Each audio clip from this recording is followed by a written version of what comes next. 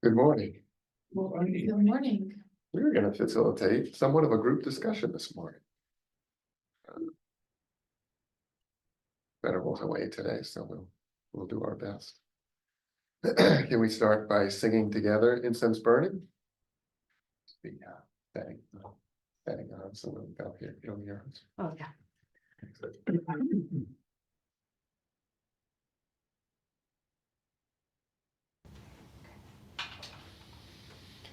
Incense burning, all space is filled with the fragrance. All Buddhas smell it from afar. Auspicious clouds gather everywhere. With utmost sincerity, all Buddhas appear. We pay homage and offer clouds of incense to the Bodhisattvas and the Mahasattvas. We pay homage and offer clouds of incense to the Bodhisattvas and the Mahasattvas. We pay homage and offer clouds of incense to the Bodhisattvas and the Mahasattvas.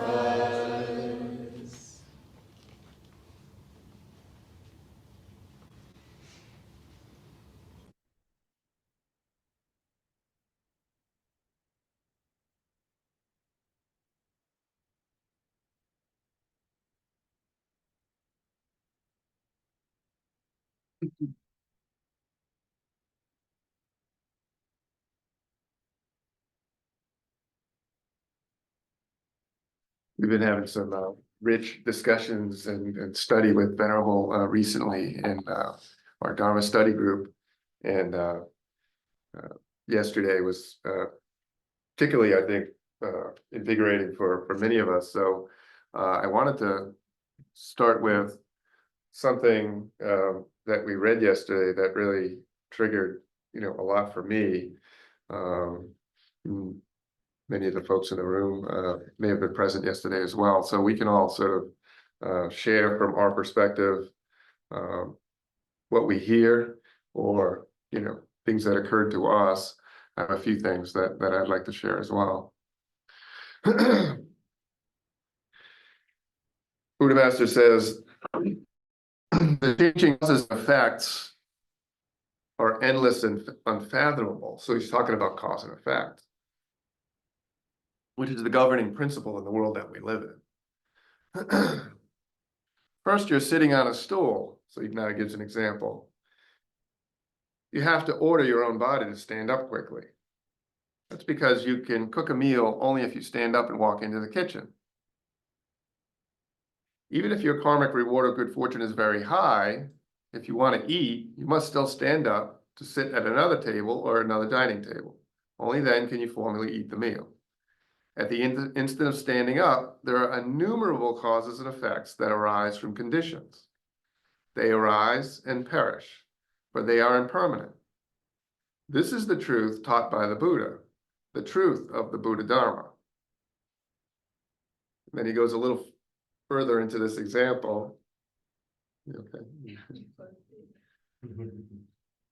He says, for instance, at the very moment you stand up, many causes and conditions are produced. Why do I say they are causes and conditions? At the instant your mind consciousness directs you to stand up, your body will extend upward into empty space above you. Your body position will rise. That is because rising from the stool entails a rise in bodily position. At this time, the stool that bore your weight will be occupied by air. Because your obstructive physical body has left that place on the stool, the air will now make its way into that place. Air circulates in a balanced manner. Hence, once even a little bit of air makes its way into that place where you are sitting on the stool, the air over the entire earth will move. Later he says, here I'm only talking about the movement of standing up and the arising of conditions in reliance upon causes. With respect to causes based upon conditions, this is a beginningless relationship that cannot be described completely, even after spending 1,000 or 10,000 years. That is, there is no end. Therefore, I'll not digress further on this subject. I will return to the example of going into the kitchen and give you disciples an opportunity to deepen your understanding. So that was from Buddha Master, and that word beginningless, referring to cause and effect,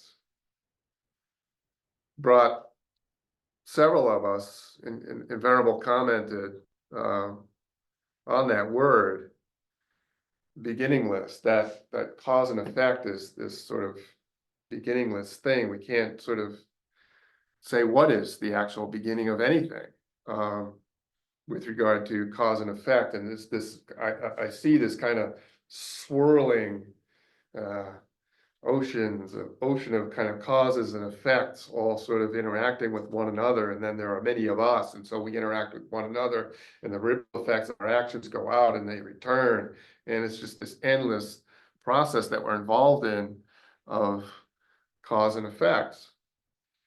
In her sharing, Venerable shared a story of a time when she was attacked by a man, and I won't go into the details of what she shared, but she shared how she made her own effort throughout her life to come to reconciliation with that event over the course of many years, and at some point had reached a point where she was able to sort of, let it go. She was good. There was a moment of forgiveness for her with what had happened. In her mind, releasing, the other person. And then years and years later, after all this is, she'd long since forgiven the person, and years had passed, arbitrarily, not even in the area where either of them should have been, in this country,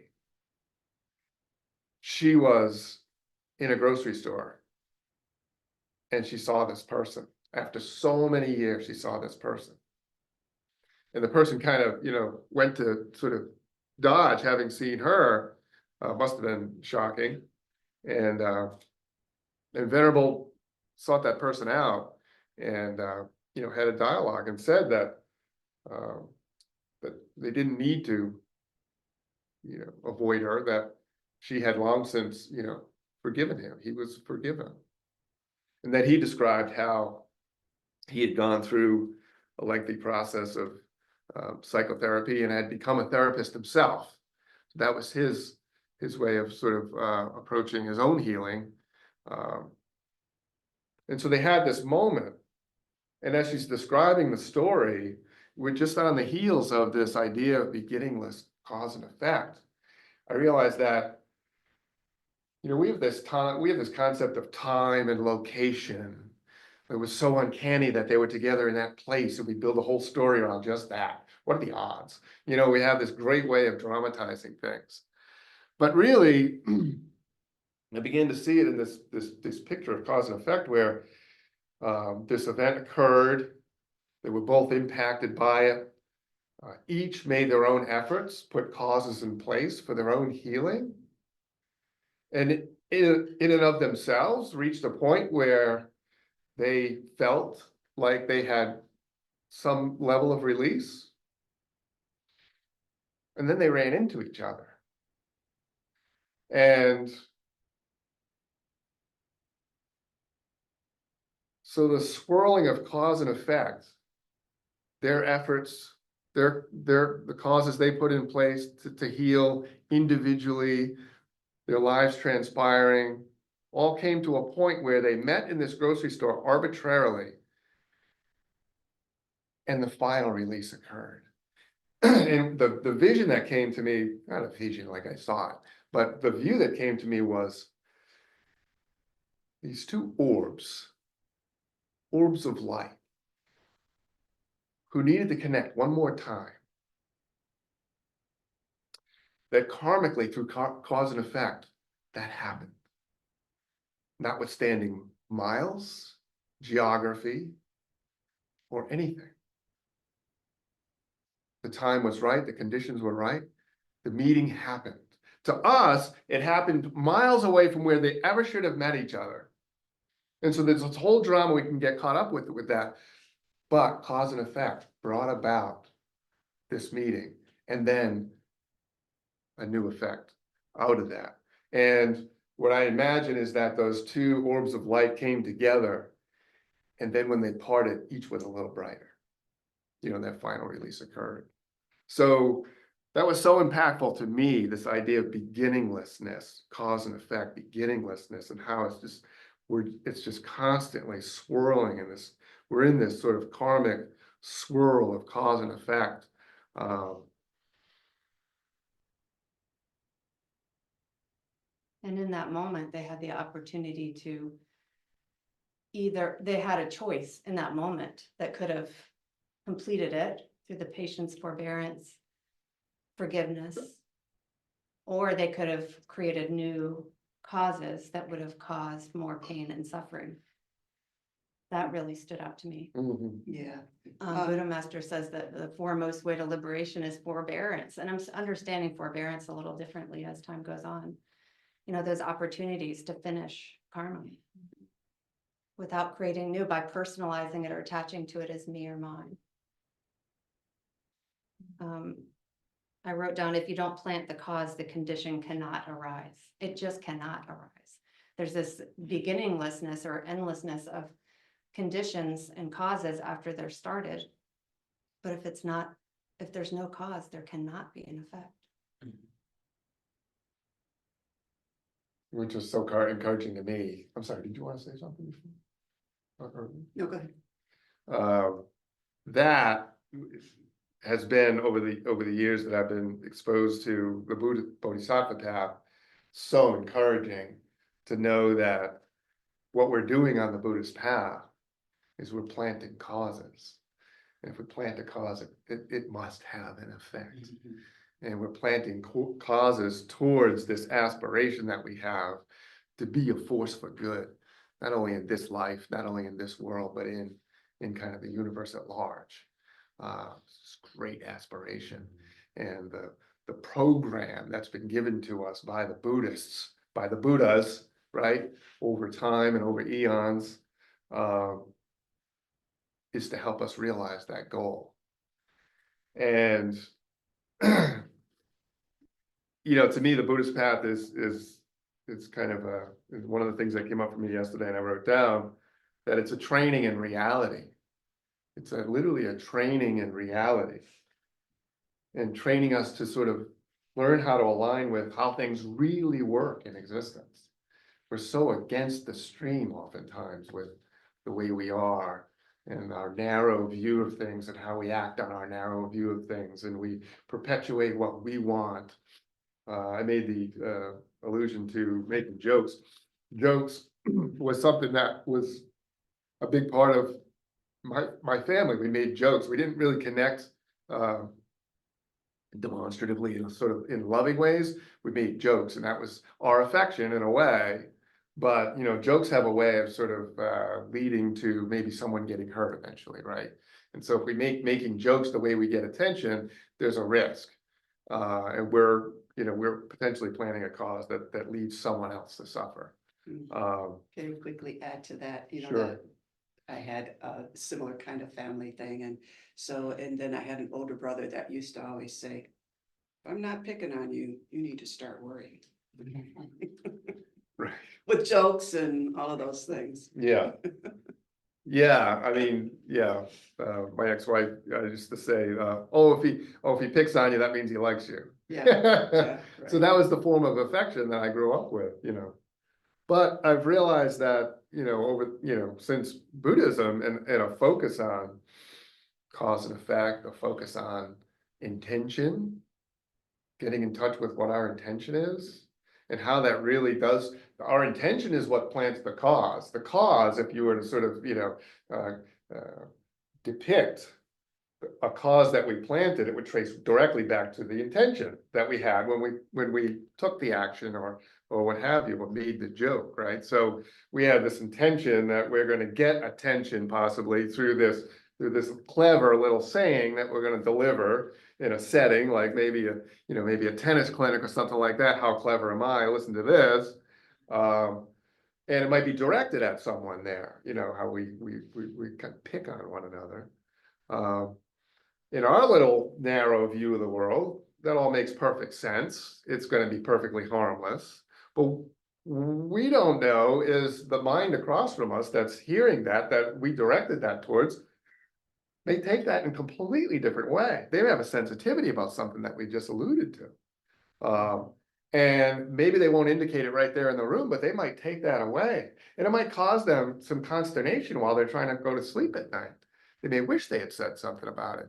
They may feel like, so anyways, what occurred to me is we have this very narrow view from our sort of, our strict focus on, ourselves and our self-concern, that we just have no idea what we're doing. So we're just planning causes and the effects are rippling out, and other people are planning causes, the effects are rippling out, and we're in this soup, in this stew, in this life, and we just have no idea what's going on.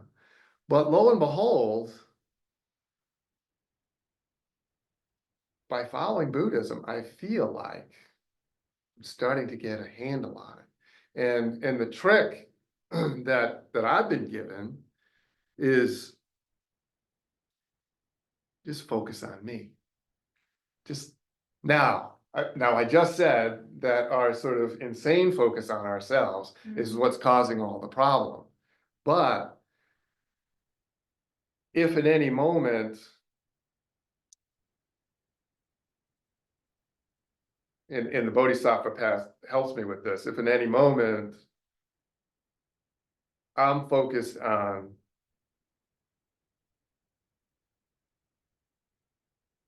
Could you say how I can do what? your karma, so like body, speech, and healing. Well, Instead of like a self, like you're focused on like the conduct, like your action. yeah, I'm focused on, right, I'm focused on my conduct, whether it's beneficial, not beneficial, harmful, not harmful, and that's all I really need to do. And I can function perfectly well in the world. And if that's my focus, and not what somebody else is doing, not judging what somebody else is saying, not ending up somehow superior in this moment, and building this self up, then I'm good. And so it's, that one of the things I wrote, I think, was Rob had mentioned the precepts that were given, the guidance that were given in Buddhist teachings are gifts. He had said that in feedback during that Dharma study, and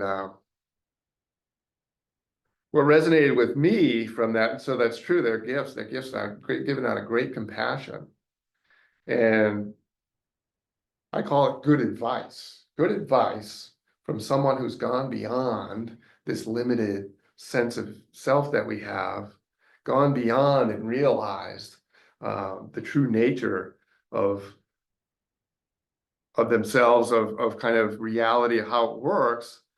And the benefit is they also know our mind.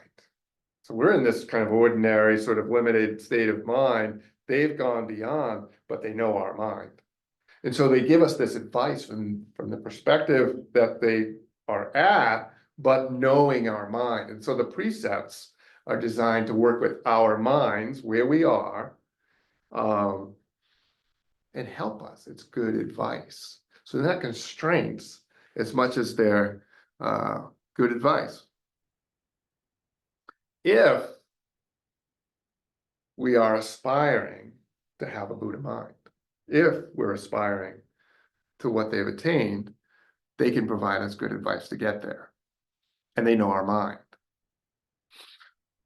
But we have to believe it's possible, right? In order to sort of take up this advice, we have to believe it's possible.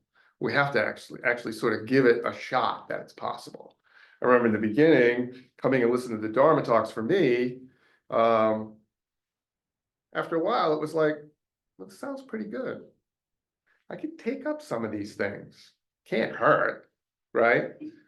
I don't know how much I believed was possible, but I did believe that some of these things were useful for me to take up to help me with anxiety at work or any of that, right? And so that grew from that seed. That's a seed. It was a cause planted there in my taking this up that has grown into, then subsequently learning about the Bodhisattva path and that great aspiration and realizing I really, really do.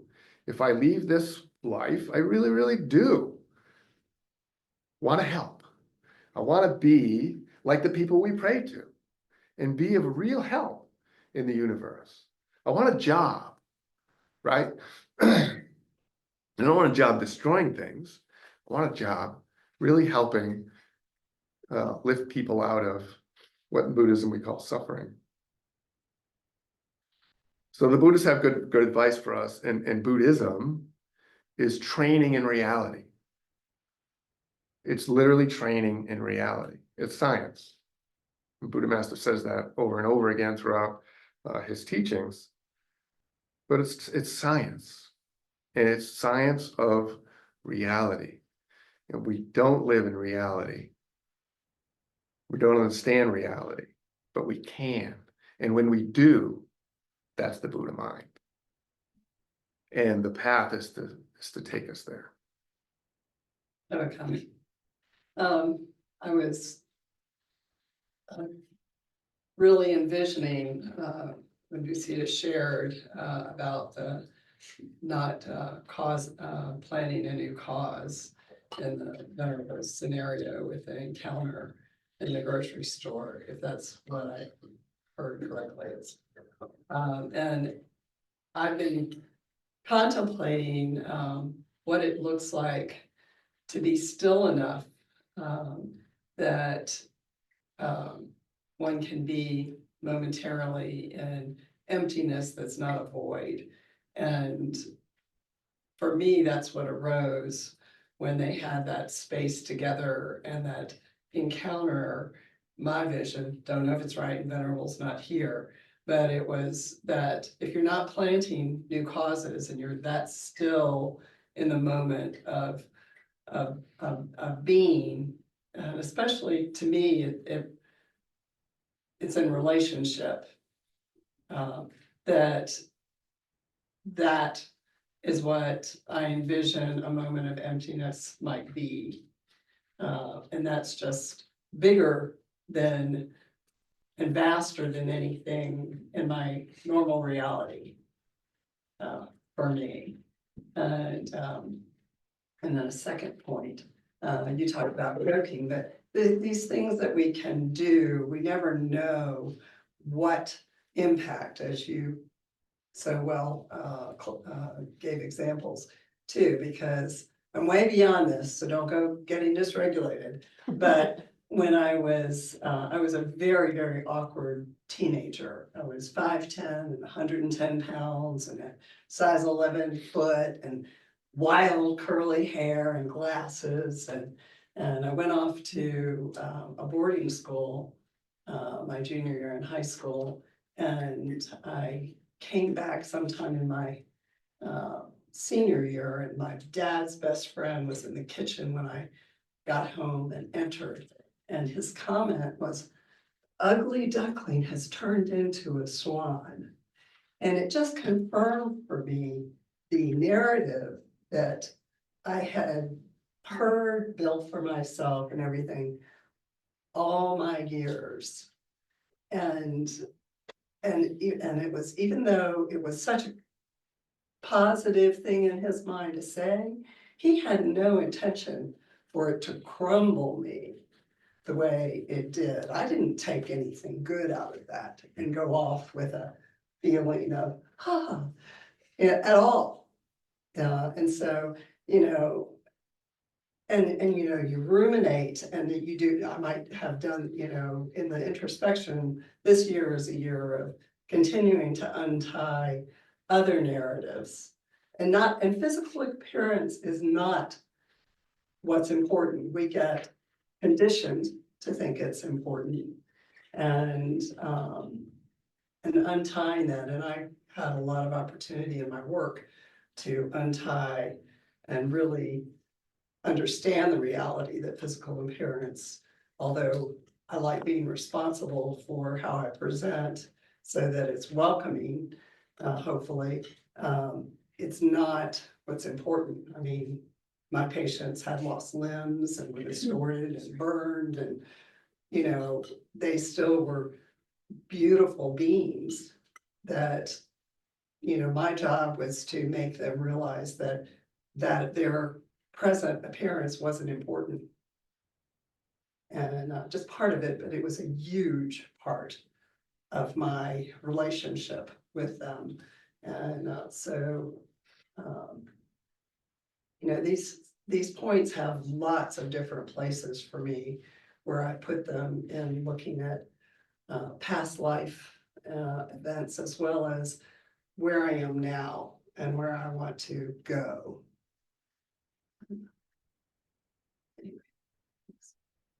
And we can open it up so people can sit. There's five chairs here in the circle. The circle's important if you can. Come on in, Yeah. David. I gotta sneak out, but I'll join. I gotta. Okay, sneak in good, 15 minutes. Good. Yeah, Come on in, Alder. there's 3 chairs left, Alder. It's not good. It's okay. Oh, I Oh, see, gotcha. I see. Think so. Respect. I do have something I'd like to say before I leave. I'm coming back. Just gotta go take the cornbread out.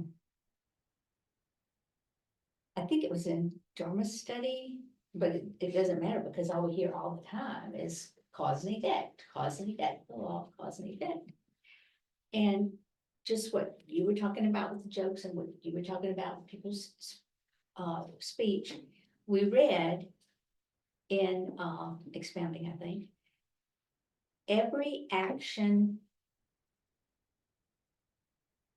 that you take, everything you do is a cause, it's producing an effect. Everything you do or say, right?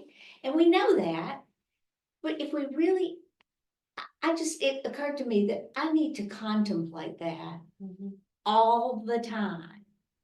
And the last 2 times I've done my personal meditation, it's been with thinking about that. Take that with you. Everything you say, everything you do is gonna have an effect. And we know that's true. I mean, that's true in the Dharma and it's true in science, cause and effect. And if we really, really thought about that, when we're and it's, you know, Venerable and Selma are always saying, you know, just try to be aware.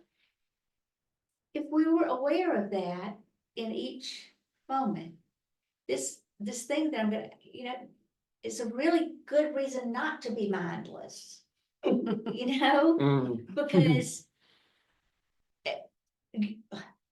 you never know where that the guy who said that teenager did not mean to insult you. It was just, you know, a thing, and God knows that happens to me all the time. I just say things and just be aware. There's gonna be an effect. Something's gonna happen. Good, bad, or neutral. mm. I don't know. It's just something I've really been thinking about since that lesson.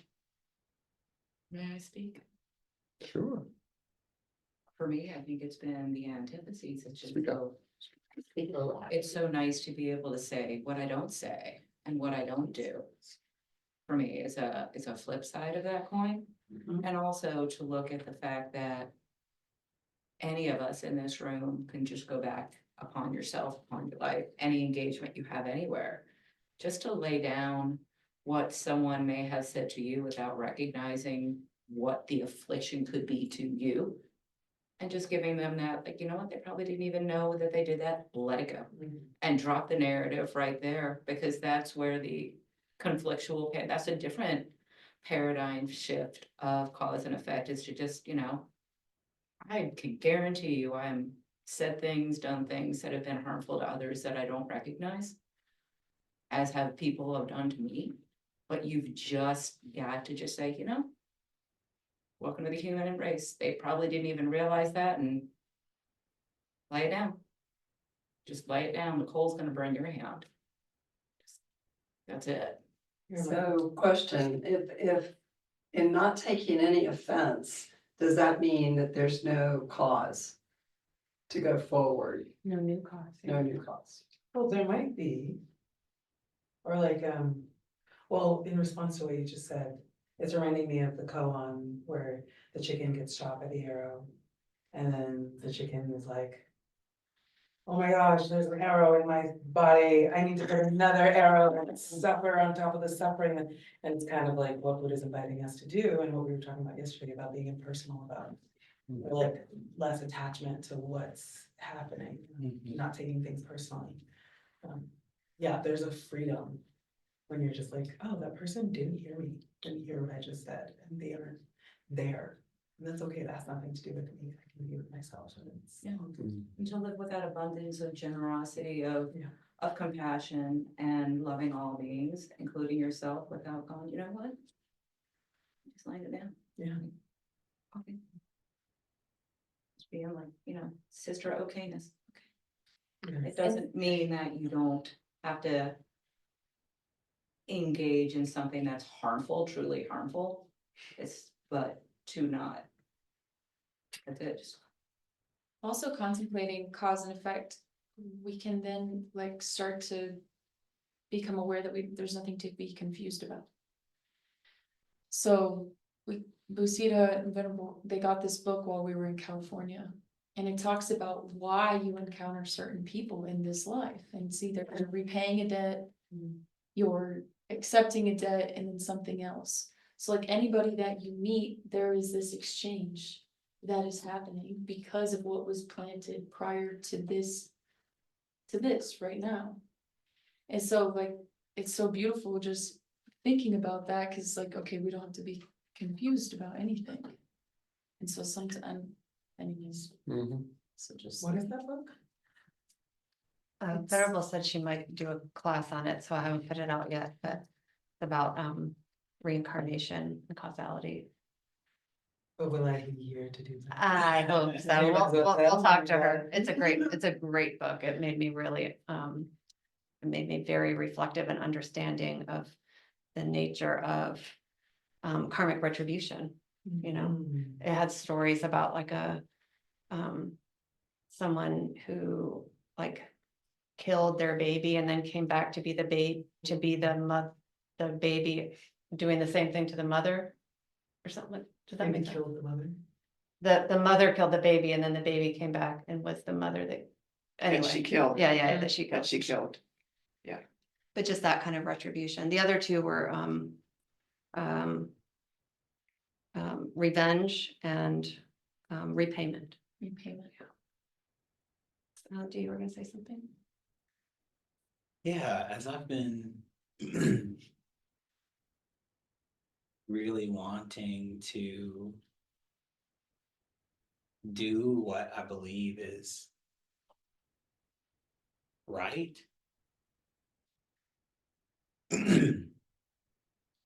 Even that, I have to look at what I think is right.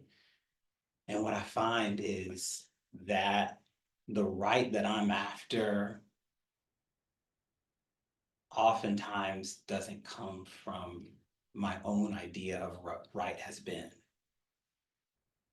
because it's usually clouded by some sort of delusion. There's like some sort of me that is in it that, you know, it like may be really hidden, but it's seeking something. And so the right can't be as right as I want it to be because there is this hidden sometimes part that really wants something for itself.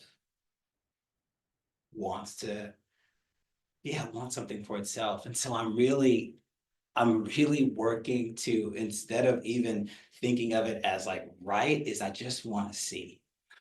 I just want to see.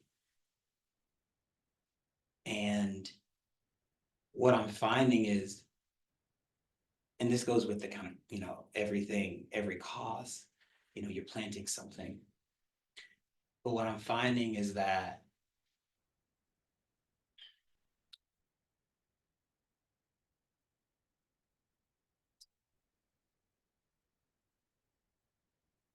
when I want to just know what is actually happening, it can be a me and you that I'm thinking about. But if I want to really know what's happening, I have to like wipe that clean and just go, what is happening?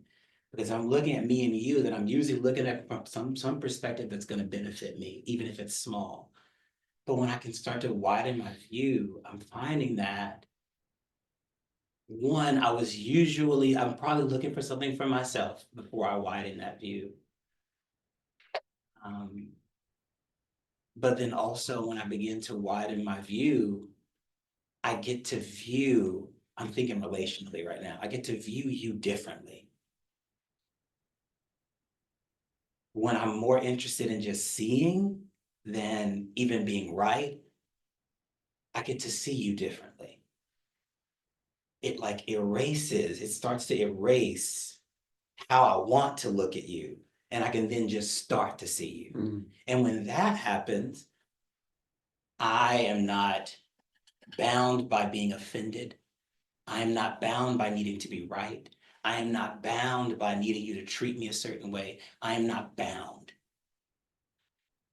And I just get these little incremental, like these little small moments of this. But when I do, I just see that it's work. And I have to actually want that in order for that door to open up for me to see that. Because if I'm faking it, I'm only going to be able to open the door as much as I am honest about it. And so if I'm really honest with it to that degree, I'm going to be able to see truth. I'm going to be able to see what's really there. And then the world is my oyster.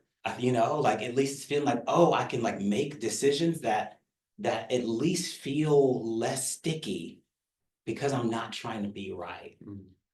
And I'm just gonna say it's hard work because I'm having to constantly lay down my own desire. And it's not that I'm not included in that. It's that my bucket isn't more full than yours.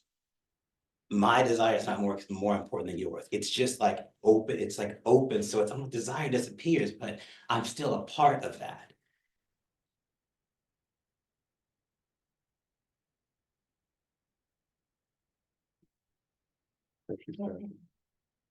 I get that, Santi. And the other thing that in that widening of your view, you're also giving up judgment. Grace and space, and that's it, that's what we ran, is grace and space.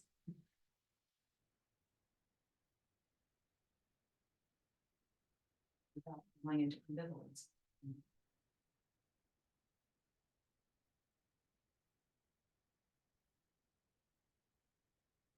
And what I also find within that space is things that I didn't think would belong there when I thought of it as right suddenly can belong there. The thing that I may have thought was wrong when I was thinking of the space of right, suddenly it can actually be there. Yeah, yeah. So, the paying attention, being present and paying attention. And then the desire that I also have to have more clarity about what's really going on here without, me imposing myself upon it. I mean, I'm still there in some sense, but not in a selfish way. And the ability to, which I believe we all have glimpses of this, but not necessarily in this space all the time.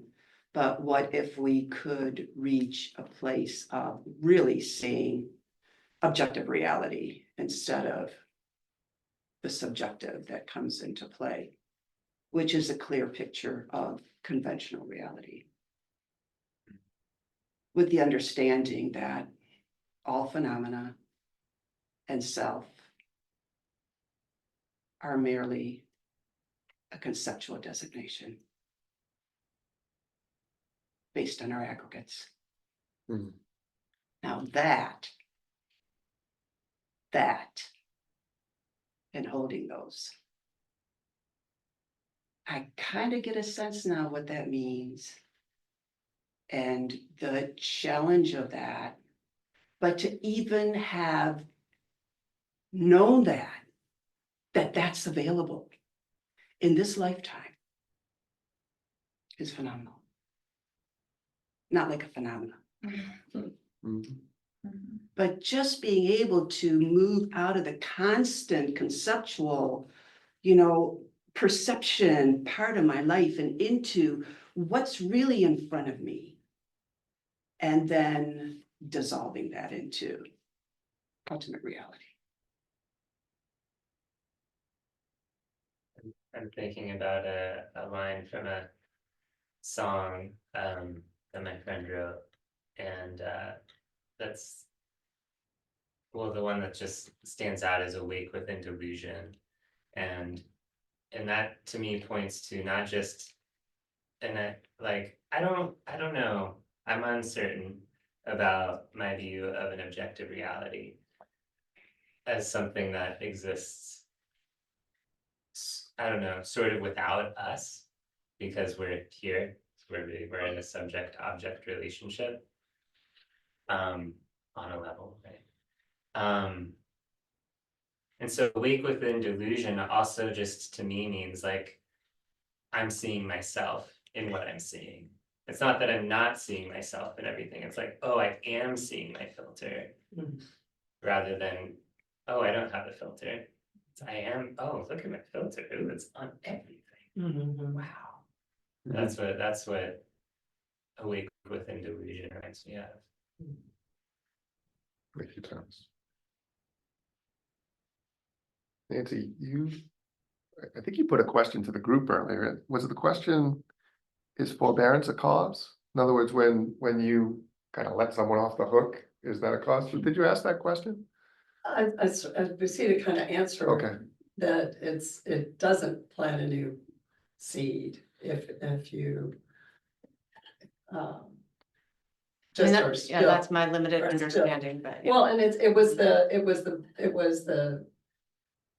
the state I entered for a nanosecond of feeling, that's what it was, and who knows, I mean, I really find I look at things that happen and don't try and attach, there you were, to it, and I just kind of, have a little special box that, are things that, will show up maybe in this lifetime, whether they were true or not. But, I do find in this illusion thing of, as a physical therapist, it was really, I had to realize that it wasn't my job to correct anyone else's illusion about what their goal was. Like, it was always, I want to walk, or, and so I was not the person who said, no, you have to learn how to roll over, you're not, it was just helping them see, just like this work, it's incremental steps to our goal. And so you really just can't take away someone's stuff, but you can, and it's not up to me how far others get. But how can I be of benefit? And with the capacity that's available, my own and theirs, how do they join? And it was really just a very a career I can't believe I got to have. But it was really wonderful, and it worked so well with my understanding of some of this, but, I wanna share it, this just came up, I went on a walk like 2 weeks ago. It's about cause and effect. And as I was walking, rain clouds started rolling, and I was like, oh. I'm like this on the path, right? And rain clouds are going like this, I'm like, well, I gotta start busting it. You know, like I gotta start, if I don't go, then we're gonna meet. And in that moment, I had an insight about time. And we're always doing everything by the clock. Always lining ourselves up to meet the clock, but really everything is a convergence of causes and conditions. You know, what if we started looking at it that way? We're all, you know, like get up at this time, do this at this time, this time, and this time. But I noticed something, I was like, we should be acting in a way that's based off of causes and conditions. And Venerable talks about like foresight produces hindsight produces insight. You know, and that kind of opened up about causes and conditions. We can start to see, I don't want to say the future, but we can kind of start to see where we're at, what, you know, what intersection we're at, the precipice. If we start to look based off of convergence of causes and conditions, because that's what everything is, instead of like time. Like we're like, it would just like slightly like go over here, we're gonna really start to see it. And so it's almost just like a little bit of a pivot. You're not leaving this world. You know, you're just starting to look at it from a new lens. And so that was so helpful. I got rained on a little bit, but I made it out, and I made it out in time. But it was just time. I know, right? But it was really helpful because we're talking about this. So like if we, you know, and that's because there's things that are happening in cycles and patterns and waves and rhythms, you know, frequencies and beats and whatever. And so we're all a part of that, like, you know, like one chord. So we can start to pivot, you know. You know, what you did was to follow a very primitive, natural instinct to move faster. Animals in nature, when there's going to be a storm, run towards it because they know it's moving this way. And most humans get to this, oh, I've got to turn around and go back. And it depends on where your door is, you know, for sure. But there was a time when we were all going to the 4th of July from my sister's house, and we were going to go and join people at a lake event, and went outside, and my sister's hair just stood up on her arm, and nature was saying danger, you know, and she said to her husband, we shouldn't go, we need to go back inside right now. But the desire to go and not miss the fun and be with event and stuff, he prevailed, and we all got in the Suburban. It was completely destroyed by hail. I mean, the whole Oh my vehicle. goodness. But she went against nature, and that understanding that we don't necessarily have words for.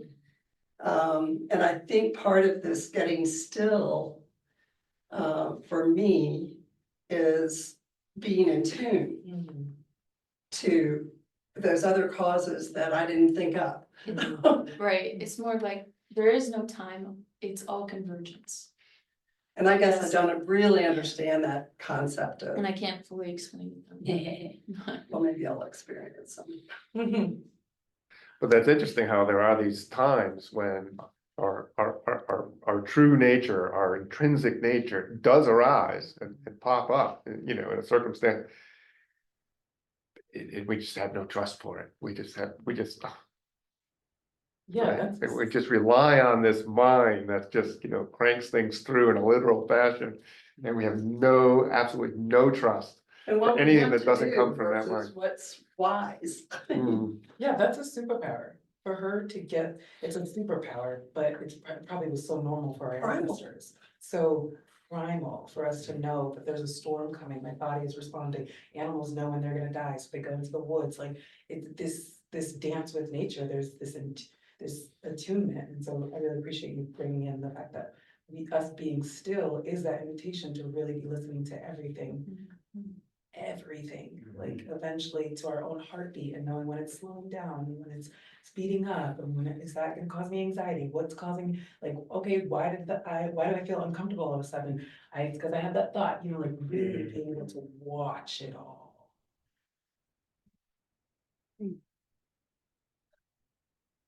Yeah, I'm also thinking about this time thing, and it's like, ironically, I notice in myself, I use time as a form of safety. I also use space and time as a form of separation, like, okay, I can act in this way at this time, and this way in that time, in this space. When in fact our karma is just following us around and doing its thing. But yeah, I especially, I don't know, I noticed that I'm really hooked on time as a crutch for kind of like samsara. It's like, okay, well, it's 2 o'clock lunchtime, so that's cool. And then after lunchtime, it'll be nap time. So cool. My reality is organized now. And Yeah, it leads to comfort and then assuming that you're okay. You're like, safe. yeah, Yeah, but it's like, it's so cheap. yeah, It's so flimsy. yeah, completely. And It's then, not true. yeah, and then this, Lunch doesn't yeah, happen.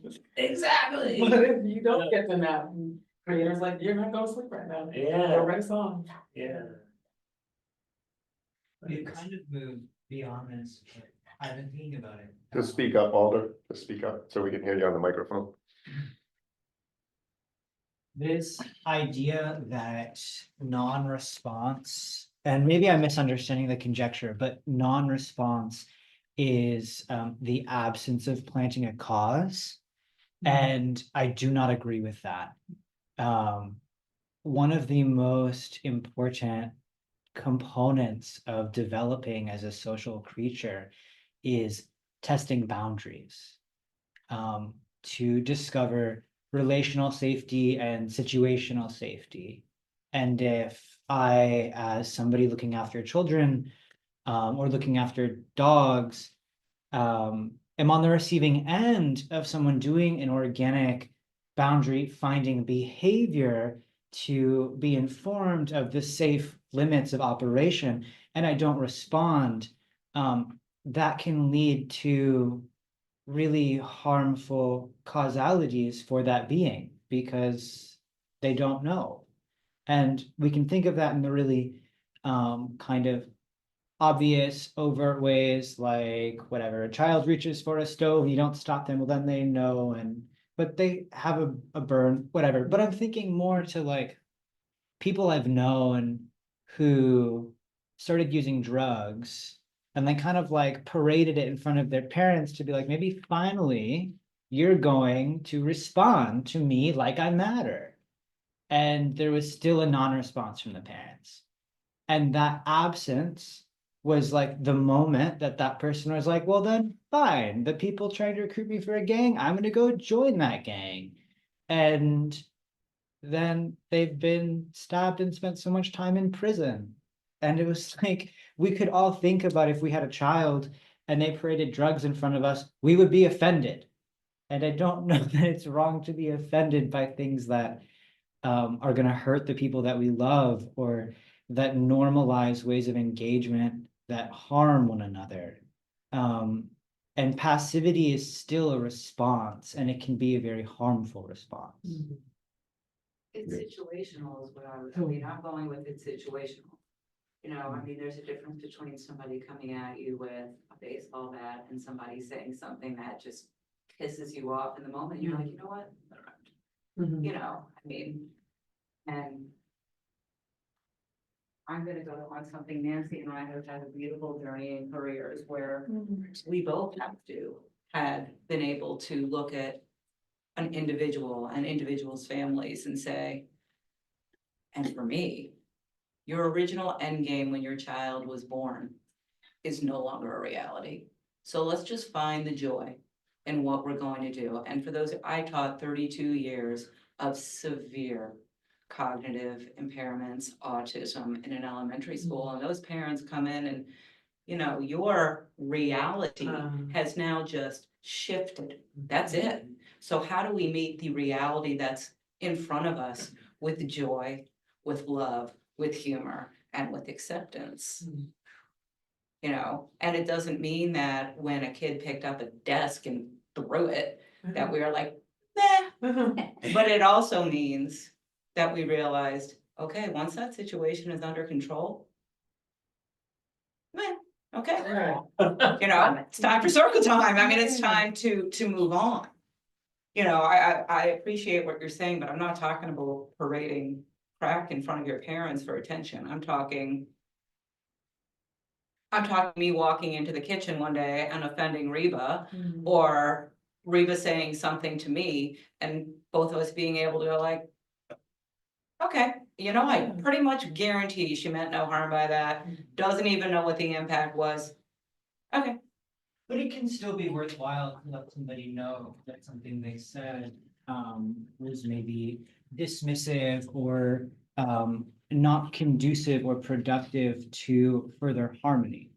And I think that just becomes situational. I mean, it becomes situational. There's a difference between being passive to the point that your passivity becomes ambivalence, and being able to Creates just kind of go, you know what, no harm, no foul, and forbearant, and just saying, you know what, I mean, is this really worth engaging in, or you just walk away and say, you know. Yeah, I mean, it's reminding me of another koan, but it feels I love like, koans. I love koan so much, they're so helpful, but it feels like the time that it's actually helpful for a situation is, are you churning it in your head? Are you just like anxious and like all these feelings are coming up? Like, that's where the suffering for me comes up, is like, if somebody has offended me and I'm in my head about it, I am not in my peace, I'm not in the present moment, I'm not looking at this flower that's growing up, I'm not, you know. But the koan that it's reminding me of is, two monks are walking down the road and they get to a river, and there's a woman, monks are not allowed to touch women, and there's a woman that needs to cross, and one of the monks said, hop on my back, I'll cross you over. And the other monk is like, oh my gosh, in his head, and then he eventually, the other guy drops off the woman and said, have a good day. And like 40 minutes into the walk, he's like, I can't believe you did that. And he's like, I can't believe you're still carrying her. And you're still reeling. So it's really about, like, can you actually, like, the meh situation. I'm thinking of, like, if someone were to come in and be like, oh my God, is that? Let me choose a different. Is that, your left leg looks shorter than your right leg? Something really weird, but like as a child, someone told me that I was lopsided or something and it triggers me. Can I be like, huh? It is. Or can I be like, this person has no idea that impacted me in that way, or am I gonna like fester and I can't believe you said that, and that person's so mean and they're so inconsiderate, or am I gonna be like, well. That goes back to like what I was talking about, it's Yeah. like wanting to see versus wanting to be right, wanting to hold on to the way that you feel about something, wanting to hold on to the past, Right. you know? When it just is to be able to see, suddenly it's possible to realize, oh wait, there's probably something here that I never would have seen if I didn't open my view. Seeing with Versus- right view, Yeah. seeing with right view of the nature of cause and effect, and that this particular moment is a result of myriad and uncountable causes and effects. So we have to be forbearing in the moment, because that is an amalgamation of things that have already occurred, and it's impermanent and already gone. And what's the beneficial action? Is it, you know, to take Right. Alder's view, it's like, you know, not just completely go, yeah, but maybe to, without taking offense, go, what would you like me to do about it? One of my legs is longer than the other.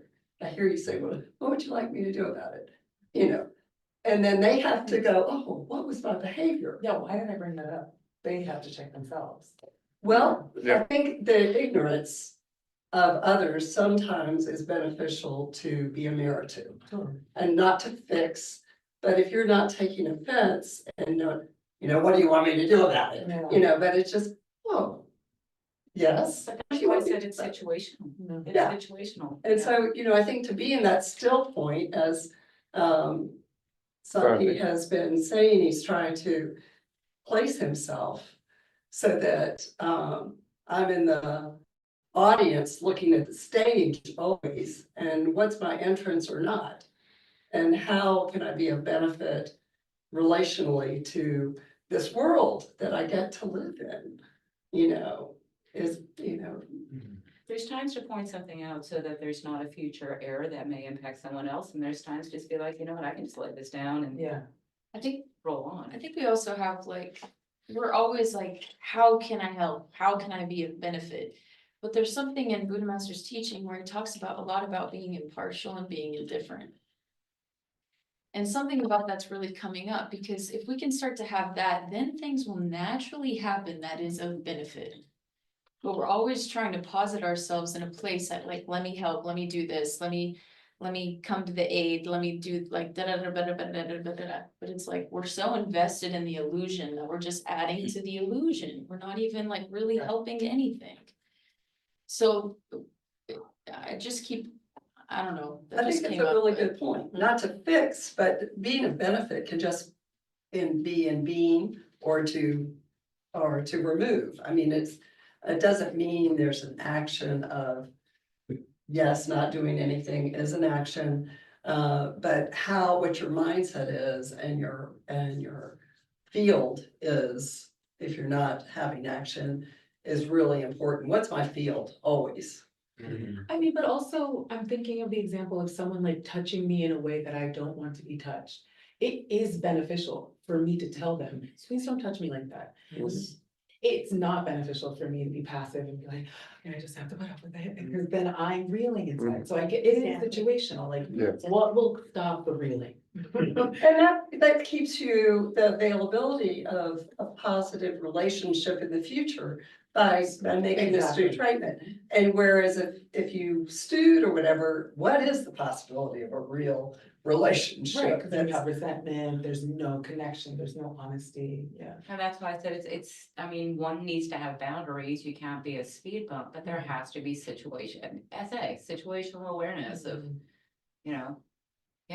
And that's mindfulness, and that's wise view, and that's wise speech, and that's wise action, and wise livelihood, where you get to engage in that in a moment by moment experience is, I mean, it's all of those things right there. And when you come to that moment of fruition where you're not having this discussion or the presence of mind to even realize you're doing that, then that's some upper level stuff right there. And it all really comes down to what the Buddhists teach us, which you're starting to allude to, which is, we're sitting here right now, we're all, there might be a Buddha in the room. We're all Buddhists, in a sense, but from a realization standpoint, we're all sitting here completely deluded, completely deluded, right? Right? And we're on this path to try to sort of, kind of chip away at this being deluded all the time. And the path is there to help us do that. I lost my train of thought, which happens. What they're teaching. Huh? The teaching The that you said teaching. she was alluding to. Yeah, the teachings are designed to help us not, so we're back to cause and effect. And the teachings of Buddhism help us to utilize cause and effect, not only to realize our own intrinsic nature for ourselves and our own benefit, but so that we're good operators in this existence we're a part of. And so it's an instruction manual for that. And when you understand the Buddhist principles that we're given, then it becomes kind of all we really need to focus on in order to sort of navigate all these complex situations that come up.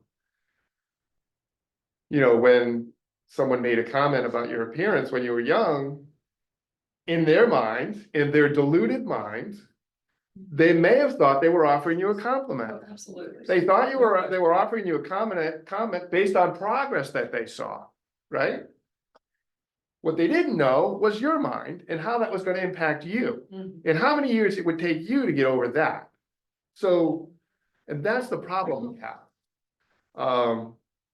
If his intention, and so it comes down to his intention, did he even understand what his intention was? But it comes down to that intention. If his intention was to truly spread joy in that moment,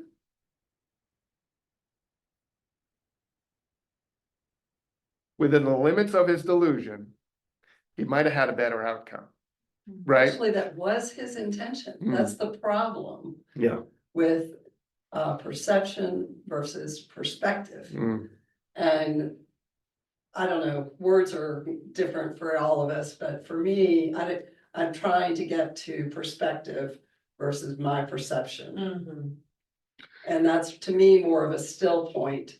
That's what's really out there beyond my ego and my limited, oh God, how limited my view. Mm. Yeah.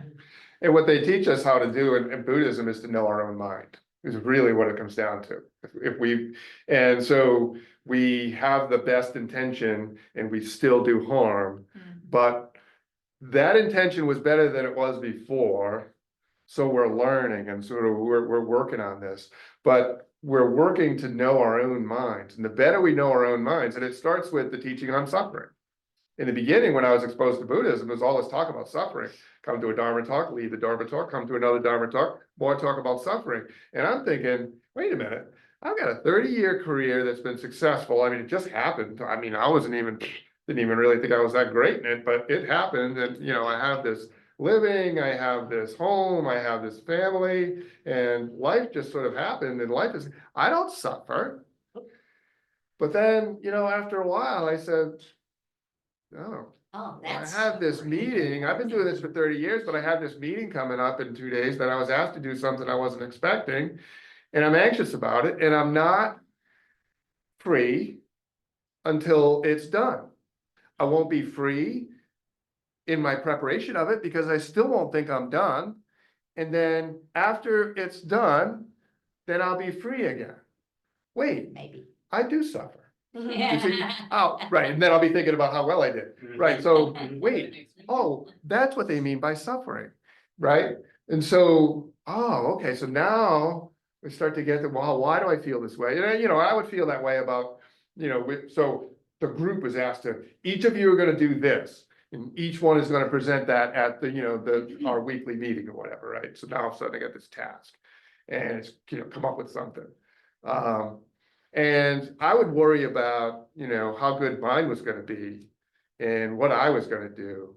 And maybe some of the first ones would do theirs and I'd see that they didn't even prepare. And I'm like, without even trying, I know from having been trying to do this for 30 years, mine would have been better than that.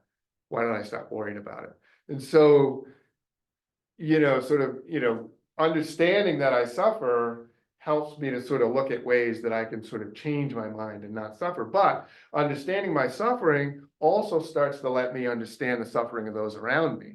So now you know, by knowing my own mind, I start to be able to know my own minds. The danger we run into is people are trying to sort of, you know, solve problems or come up with the answer to a situation by reading the other person's mind, which they have no business doing because they're as deluded as the other person.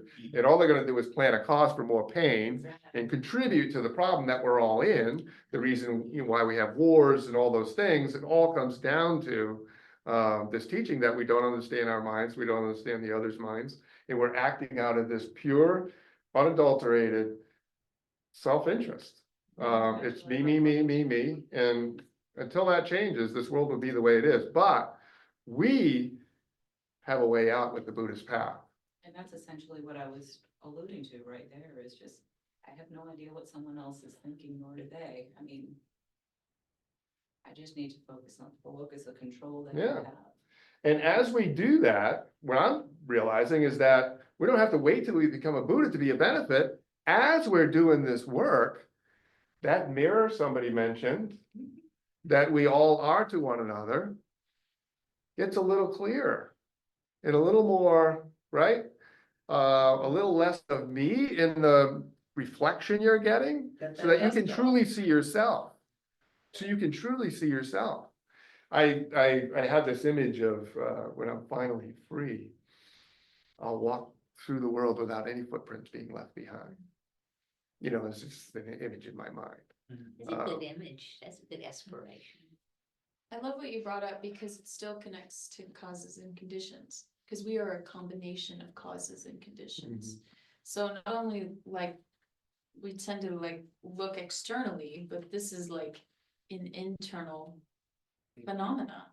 You know, and so that's why when Venerable talks about, she talked about, it's not so much the label, it's about the methods. And she really got into that, I think, the last Dharma talk, and what we talk about, there's 84,000 methods. Why? Because this is all of this is all unique. We're all unique combination of causes and conditions. And so everyone's path is gonna look different, because what it takes to rectify that is it's gonna be, I don't wanna say personal, but whatever that word is. So anyways, Well, Individual. something that you, individual. I wanna answer your question. My answer when you said, is there no cause that's created? Was no, because, and I'm parceling it out with all of you, so I don't have the right answer, but I think there still is a cause. If someone insults me, I say, meh, I've created good karma because I'm not falling for the illusion that this other person is trying to put on me. So I still feel like there's an effect of maybe I'll see $5 on the ground or something will happen. And not even in that way, but that the peace, that's actually the gift. The peace You change your mind. my effect, you know, the answer to the like. You know, like that. So often it wasn't about me in the first place that came. Yeah, but there is still an effect, like it doesn't end there.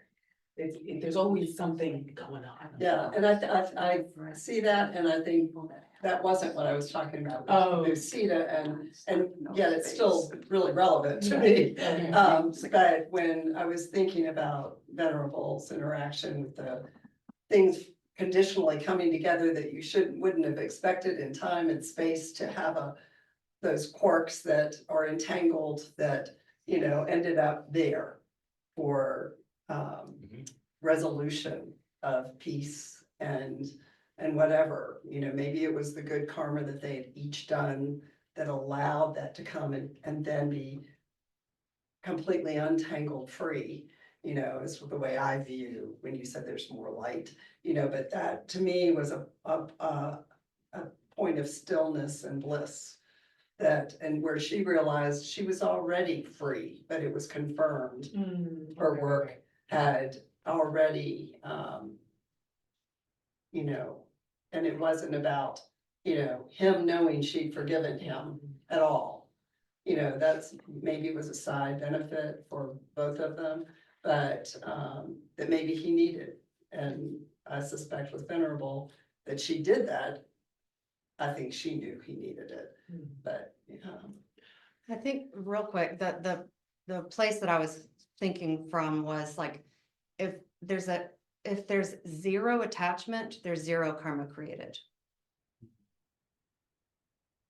So in your example, it comes down to your intention. So if someone slights you and your response is meh, and in your mind, there's a judgment, remember your thoughts create causes too, right? Because the inclination of your mind is what we say and do thereafter. So, you know, you're planning a cause in your own mind, but oftentimes that intention is communicated to the other person as well. So inevitably, practicing forbearance or tolerating or any of those things are actions. I believe they do have a cause. If someone comes to you with aggression, knowing they're being aggressive, looking for a reaction, and they get something much more graceful than they expected, that's a teaching for them.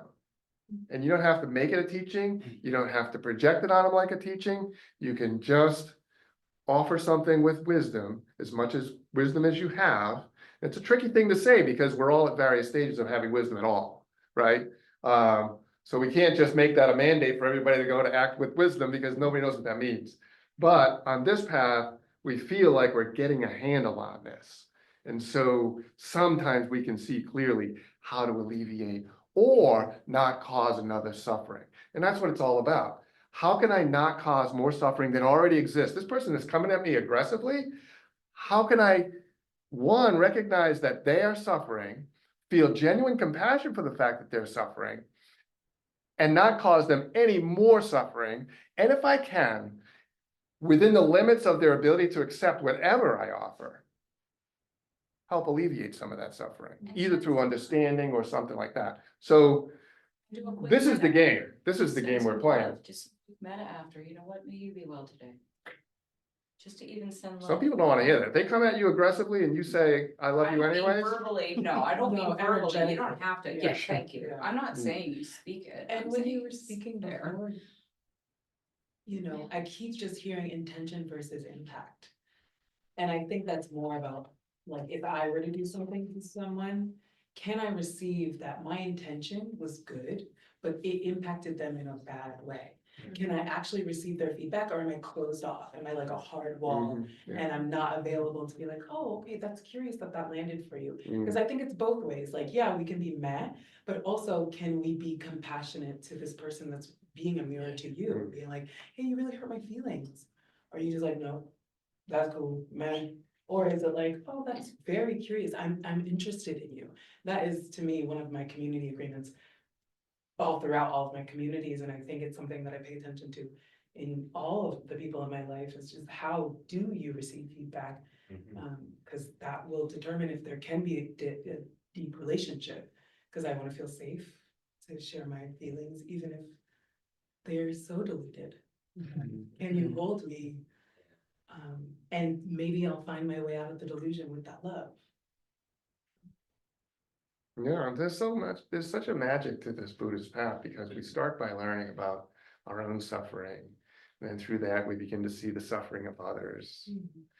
And then if we're fortunate enough, we encounter something like the Bodhisattva path, where we take up this aspiration to truly save living beings and to not be the cause for the suffering of others. And in fact, let others be happy before I am.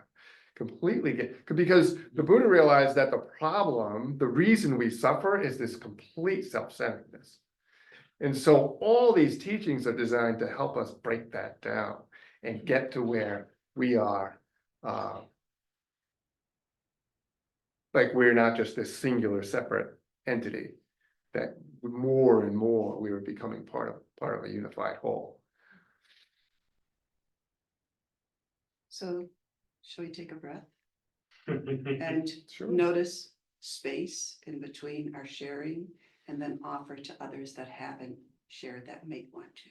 Mhm.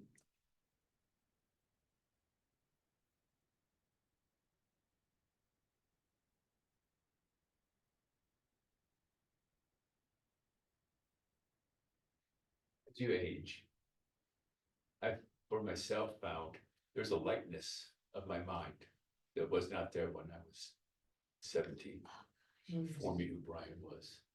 When I was 25, when the other form of Brian was forming again. When I was a father, when I was 30, whatever, and father, and that Brian forming, that Brian forming, that Brian forming, that Brian forming, they get better each time, and then they start and become lighter. And It's absolutely true, Brian. Yeah. Young people, let me tell you. Yes, tell us. We are looking forward to this.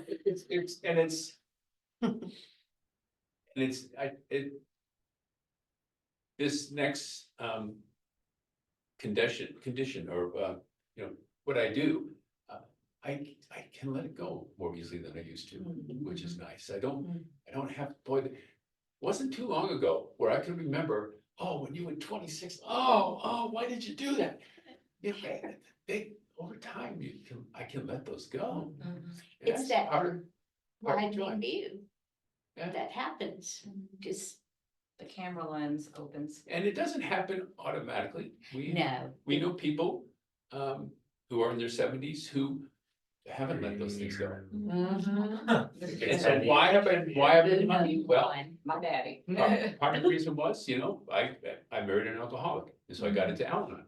From Al-Anon, I got to Buddhism, and those paths allowed me to let that other Brian go, let that other Brian go, let that other Brian go.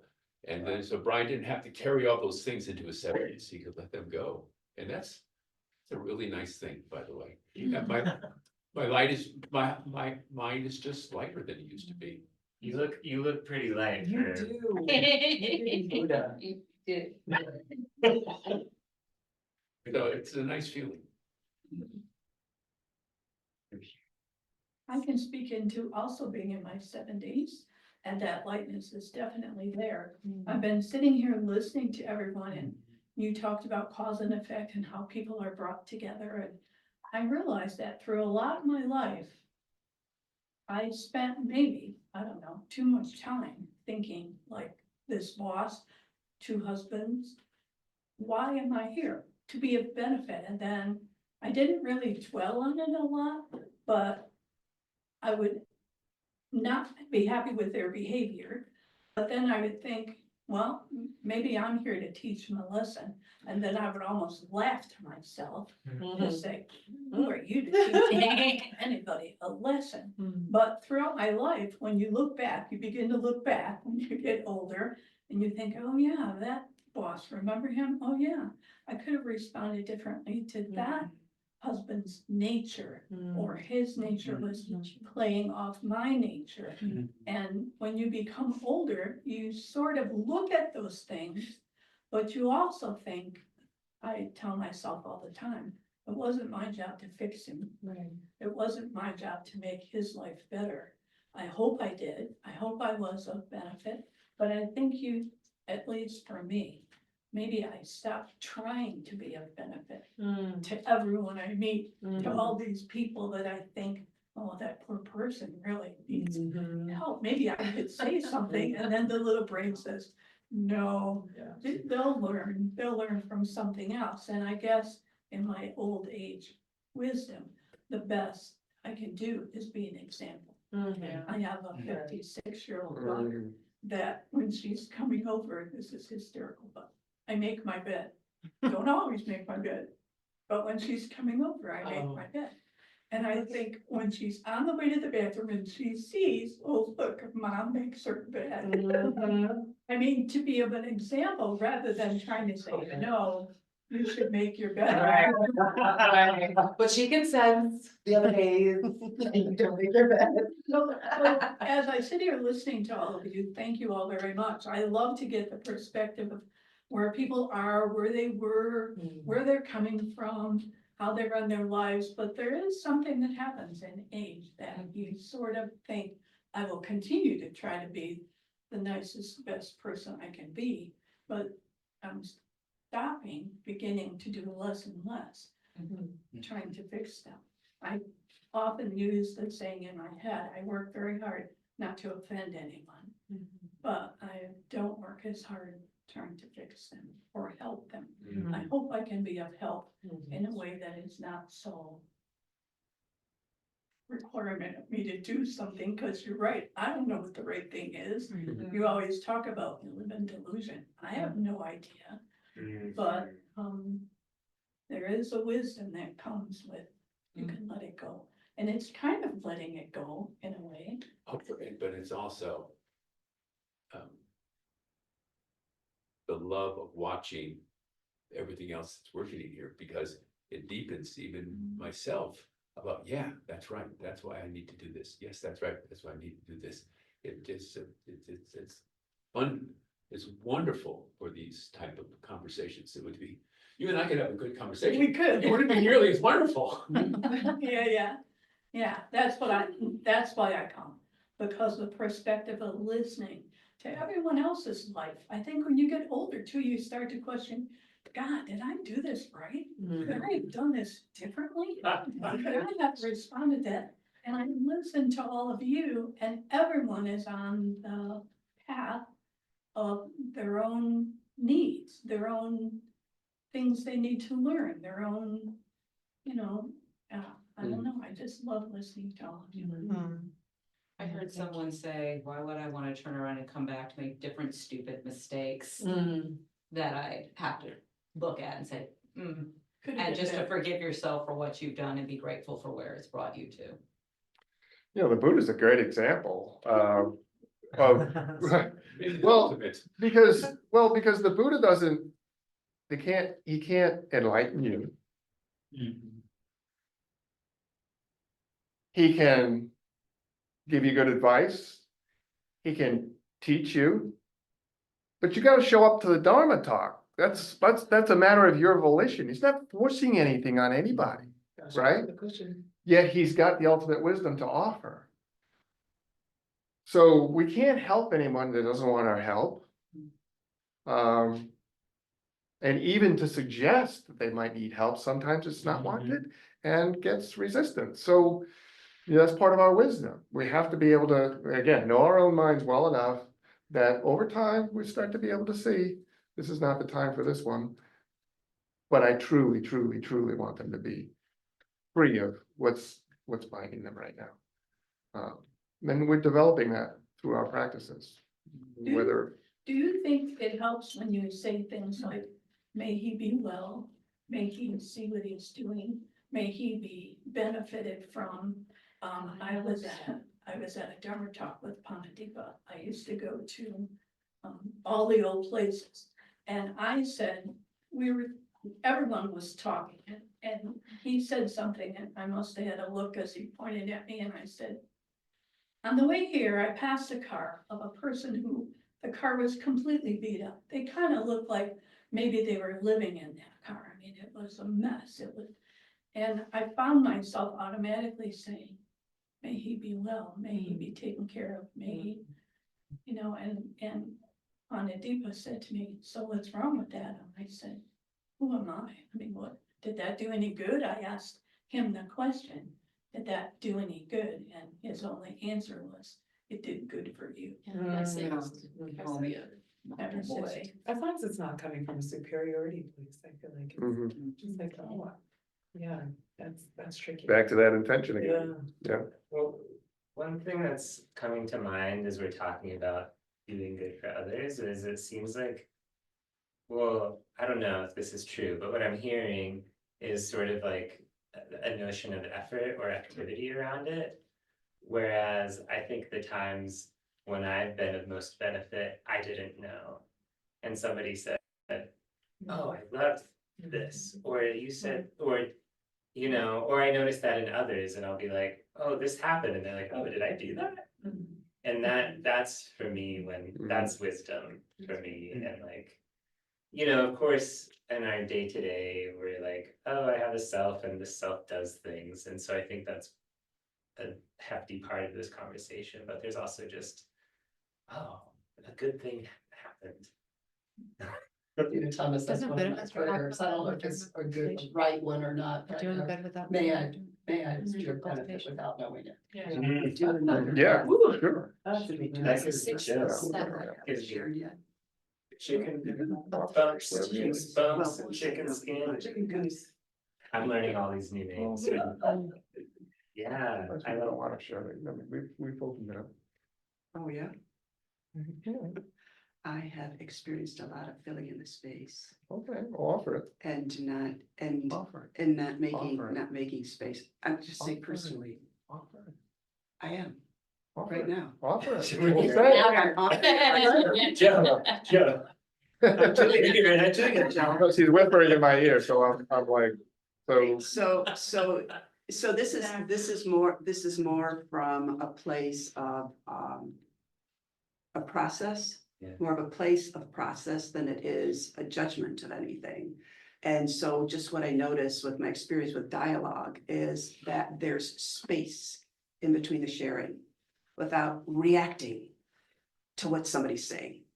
And so in the space of making the space for it in between the sharing, so it just kind of is in the center of our dialogue and expanding the conversation. And so because of that, I've just had this, I wanted to provide a place of space in between. And then also, some of us are so excited about the conversation that it's really, I think, to be thoughtful of the folks that aren't necessarily have that tendency, and to open space for them to also offer what they have to share. And it's also 1:30 now. It's open. Well, it's fine. Anything else anyone would like to share, please offer. Or anyone that hasn't shared, if you would like to share. Yeah, sure.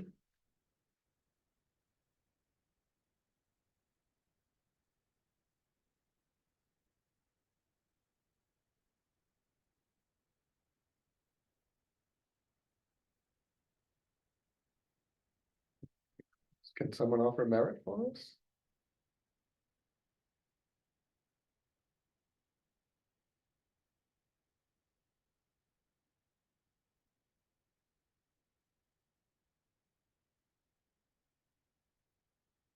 May the merit of our time together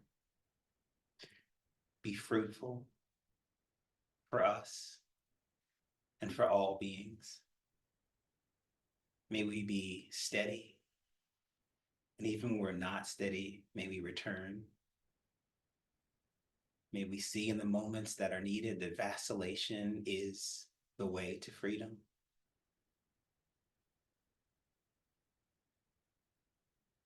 And may we, through our own efforts, bit by bit, truly see the emptiness of all things and touch and be able to be stable within whatever it is the Buddha says is true awakening.